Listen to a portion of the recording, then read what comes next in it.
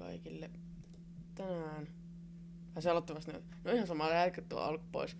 Tänään puhutaan sellaisesta asiasta kuin templatesta, minkä mä oon tehnyt teille, mitä te voitte käyttää.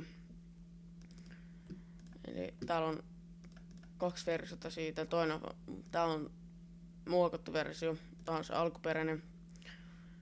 Sen tähän tarvitaan vaan After Effects ja Cinema 4D.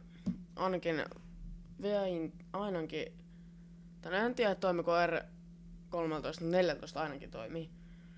Täällä vaan on tällainen, missä sanotaan, että pitää asentaa fontti, jonka nimi on Android. Sä saat näyttää sen täältä. Täällä on kaikki renderit, nämä kuvat, mitä täällä on. Sitten mä voisin näyttää näitä. Itse asiassa mä laitan nää tonne videon loppuun. Ja kiitos kaikille, ketkä katsoivat tämän videon. Toivottavasti vielä tykkäsitte ja ehkä jotkut jopa käyttäisitte tuota, en kyllä tiedä. Mutta se on moi.